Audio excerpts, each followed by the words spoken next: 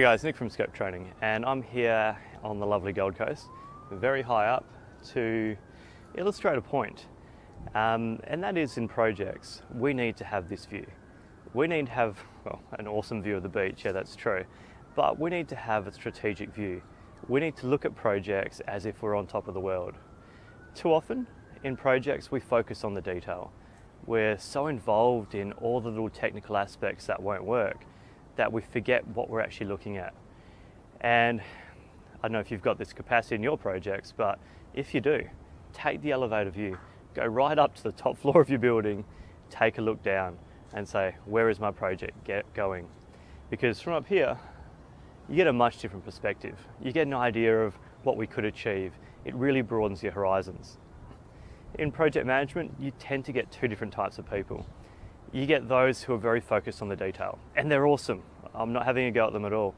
But at the start of the project, in the concept phase, when you're talking about ideas, that can be a destructive involvement to have those people in that stage. Or to have that mindset in the stage. So the people are fine, it's more changing the mindset and looking at the vision. Because otherwise, it's like a camera trying to focus on too many things, and that's where the friction occurs. When you have some people focusing on the vision, what we could achieve, other people focusing on the granular detail, you can see they're not ad idem. They're focusing on two different things, we're talking about different things, and there's going to be frustration in the room. So, step one, find the strategic vision. Even if it looks cloudy, even if it's blurry, try and find out, look, where are we heading? What are we actually trying to achieve? My key tips here are, work out what your problem is. Every project should start with the why. So what is my problem? What need am I trying to solve? Start there. Then look at how is it currently being addressed by the market? What are the alternatives that we can use? So do we have a fix that we can use without engaging in this project? Step three, what are the alternatives? Come up with as many scenarios as possible, much like changing the view on the camera to look at different places. What are the alternatives? Also from a strategic viewpoint. Lastly, propose a solution. Considering all the alternatives, where we want to go, propose a solution that really fits what we're trying to do and best solves the need that you're actually trying to solve. And that's the important thing. Often with a strategic viewpoint, you can kind of lose focus. You can kind of look everywhere in another direction and something looks shinier. Okay, so keep it focused and make sure your solution does address that initial problem. And the last one is validate it. I mean, especially if it's your idea, you think it's great and you want to go ahead with it.